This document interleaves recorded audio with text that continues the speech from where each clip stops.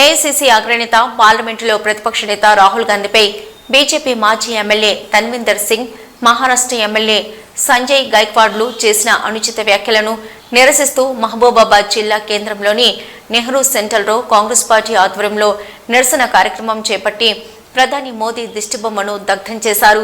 కాంగ్రెస్ కార్యకర్తలు ప్లకార్డులు ప్రదర్శించి కేంద్ర ప్రభుత్వానికి వ్యతిరేకంగా నినాదాలు చేశారు.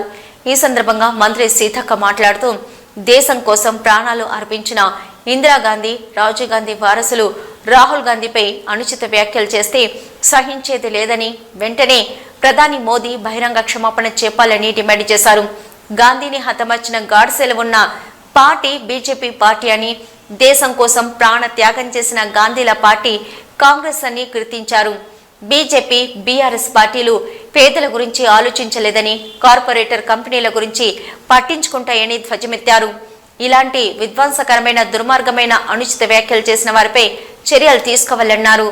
వారసత్వం, ఒక ప్రశ్నించే గుణాలు, ఒక పని చేసుకొని కష్టాన్ని చెమటగా మార్చుకొని పనిచేసేటువంటి గుణగణాలు ఉన్నటువంటి తల్లుల యొక్క రూపంకి నువ్వు పెట్టిన తెలంగాణ రూపానికి ఏమన్నా పొంతన ఉందా? కాబట్టి వాళ్ళ కుటుంబ విగ్రహాల కోసం పాకులాడుతున్నారు. నిజంగా మీకు చిత్తశుద్ధి ఉంటే, సోయి ఉంటే 10 సంవత్సరాలు అయింది. మరి 10 సంవత్సరాల అధికారంలో ఉన్నప్పుడు ఎందుకు ఆలోచన రాలే? ఎందుకు పెట్టుకోలేదు? ఇవాళ రాజీవ్ గాంధీ ఈ దేశానికి నూతన టెక్నాలజీని తీసుకొచ్చి 18 సంవత్సరాల యువతకు ఓటు హక్కు ఇచ్చి ఇక్కడటువంటి మహిళా లోకానికి రిజర్వేషన్ కల్పించి ఢిల్లీ నుంచి వచ్చే ప్రతి రూపాయి గల్లీ వరకు చేరాలని 73-74 రాజ్యాంగ సభ అమెండ్మెంట్ ద్వారా మరి అనేక నిధులను నేరుగా అందించి పంచాయతీరాజ్ చట్టాన్ని పటిష్టంగా అమలు చేసినటువంటి నాయకుడు. ఇవాళ రాజీవ్ గాంధీ విగ్రహం మన సెక్రటేరియట్ లో ఉండడం మూలంగా ప్రతి తల్లి సంతోషిస్తుంది. కేవలం కేసీఆర్ కుటుంబం మా విగ్రహాలు పెట్టుకునే అవకాశం రాలేకపోయింది అనేటువంటి బాధలో ఇవాళ తెలంగాణ అందరి బాధగా మాట్లాడుతున్నారు. తెలంగాణ తల్లులకు రిజర్వేషన్లు ఇచ్చి చైర్మన్లుగా ఈ రోజు ఇక్కడ చైర్మన్ లైన్ అంటే ఆ రోజు కాంగ్రెస్ ప్రభుత్వం ఇచ్చినటువంటి రిజర్వేషన్స్, మహిళా రిజర్వేషన్స్, ఎస్సీ ఎస్టీల రిజర్వేషన్స్ ఇవన్నీ కూడా కాంగ్రెస్ రాజీవ్ గాంధీ పెట్టింది. ఇవాళ నిన్న ఒక గొప్ప రోజుగా వచ్చింది. మరి దేశమంతా కూడా బ్రిటిష్ వాళ్ళ కబంధ హస్తాల్లో ఉంటే తెలంగాణ నిజాం నవాబ్ నియంతృత్వంలో ఉండే.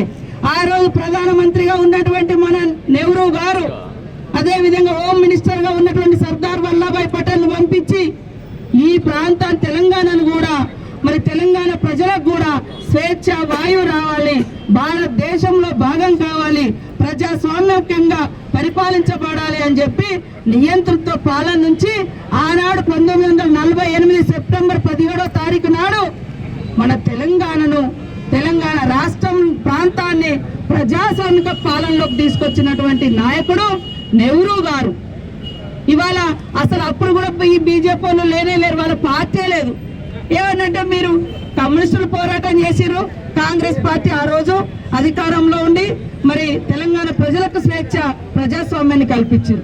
ఆ రోజు కూడా ఇక్కడ ఈ ప్రాంత నాయకులు ఇలాంటి మానుకోట లాంటి బిడ్డలు కాంగ్రెస్ పార్టీలో ఉన్నా కూడా పోరాటం చేసినటువంటి చరిత్ర కాంగ్రెస్ కు ఉంది, నిజాం నవాబ్కు వ్యతిరేకంగా.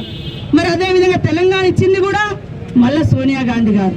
కానీ ఈరోజు ఎట్టే టైంలో తెలంగాణ ప్రజల యొక్క ఆకాంక్షల మీద ఎట్టే టైంలో 5గురు పదవుల్లోకి వచ్చి అన్ని అనుభవించి వాళ్ళు త్యాగం చేశారంట.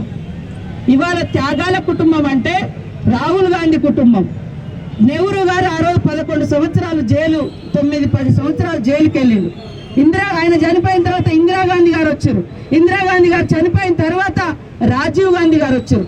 రాజీవ్ గాంధీ గారు చనిపోయిన తర్వాత 35 ఏళ్లలో 3 సార్లు కేంద్రంలో కాంగ్రెస్ ప్రభుత్వం అధికారంలోకి వచ్చిన మంత్రి పదవులు కానీ ప్రధానమంత్రుల పదవులు కానీ తీసుకోకుండా ఈ రోజు వరకు ప్రజా గొంతుక వినిపిస్తున్నటువంటి కుటుంబం గాంధీ కుటుంబం, రాహుల్ గాంధీ గారి కుటుంబం. సొంత ఇల్లు లేకుండా లక్షలాది కుటుంబాలకు ఇందిరమ్మ ఇల్లు కట్టించినటువంటి కుటుంబం మరి రాహుల్ గాంధీ గారి కుటుంబం. ఇవాళ బీజేపీ ప్రభుత్వమైనా బీఆర్ఎస్ ప్రభుత్వమైనా పేదల గురించి ఆలోచించలే, ఆయన కార్పొరేట్ కంపెనీల గురించి ఆలోచించారు, ఈయన మాత్రం ఫామ్ హౌస్ల పాలన గురించి ఆలోచించారు. వాళ్ళు ఇవాళ రాహుల్ గాంధీని, రాజీవ్ గాంధీని విమర్శించే అర్హత ఉందా ఒక్కసారి ఆలోచించాలని కోరుకుంటూ, ఇలాంటి విధ్వంసకరమైనటువంటి మరి దుర్మార్గకరమైనటువంటి మాటలు మాట్లాడినందుకు బీజేపీ ప్రభుత్వం ఖచ్చితంగా రాహుల్ గాంధీకి క్షమాపణ చెప్పాలని డిమాండ్ చేస్తా ఉన్నాం. అదే విధంగా కొంతమంది పిచ్చి కుక్కలు వేసినట్టుగా ఇక్కడ కొంతమంది ఎమ్మెల్యేలు అని ఓట్లు లేకుంటే మేము చస్తామని ఇటు బిడ్డను అటు పిల్లని పెట్టుకొని ఓట్లు వేయించుకున్న వాళ్ళు ఇవాళ అదే పిచ్చిగా మాట్లాడుతున్నారు. అమ్మ తల్లులారా, ఆ తల్లి బిడ్డ ఎవరైతే ఉన్నారో కొంచెం చెప్పండి. అంటే ఆడ కూతుళ్ళ ఏదో ఆడవాళ్ళు గాజులు వేసుకుంటేనే అంటే గాజులు వేసుకున్న ఆడవాళ్ళు పనికిరారు అంటారు, చీరలు కట్టుకున్న ఆడవాళ్ళు ఏం పని చేయరంటారు. ఈ దేశాన్ని ఏలింది ఉక్కు మహిళ ప్రధానమంత్రి ఇందిరాగాంధీ. ఈ దేశంలో ఇప్పుడు కూడా మరి ద్రౌపది ముర్ము ఒక ఆదివాసీ మహిళ ఉంది. రాష్ట్రపతిగా గతంలోనే 15 సంవత్సరాల క్రితమే కాంగ్రెస్ ప్రభుత్వం ప్రతిభా పాటిల్ను రాష్ట్రపతిగా చేసినటువంటి చరిత్ర. మీరా కుమారి ఆధ్వర్యంలో ఈ రాష్ట్రానికి స్వతంత్రాన్ని తెలంగాణ ఇచ్చినటువంటి స్పీకర్గా మహిళనే ఉన్నది. కాబట్టి అనేక పదవులలో మహిళలు ఉంటే ఇటు అటు బిడ్డను భార్యను పెట్టుకొని ఓట్లు అడిగి ఆ ఓట్ల ద్వారా గెలిచి మీ గెలుపుకు కూడా ఆ బిడ్డ ఆ భార్యనే ఆయన, వాళ్ళు కూడా ఆడవాళ్ళే. కాబట్టి ఇంట్లో ఉన్నటువంటి ఆడ కూతుళ్ళు ఎవరైతే ఆయన చుట్టాలు బంధువులు ఉన్నారో కొద్దిగా బుద్ధి చెప్పుకోండి. ఇట్లా పిచ్చిలేసిన వాళ్ళ లెక్క బయటికి పంపిస్తే అందరినీ అర్థం అంటే పిచ్చి కుక్కలకు ఏం బుద్ధి చెప్తారో గట్టనే బుద్ధి చెప్పాల్సి వస్తుందని కూడా ఈ సందర్భంగా హెచ్చరిక చేస్తున్నాం. జై రాహుల్ గాంధీ, రాహుల్ గాంధీ గారి నాయకత్వం, రాహుల్ గాంధీ గారి నాయకత్వం, రేవంత్ రెడ్డి గారి నాయకత్వం, రేవంత్ రెడ్డి గారి నాయకత్వం. జై రాహుల్ గాంధీ, మల్లికార్జున ఖర్గే గారి నాయకత్వం, మల్లికార్జున ఖర్గే గారి నాయకత్వం, సీతక్క గారి నాయకత్వం.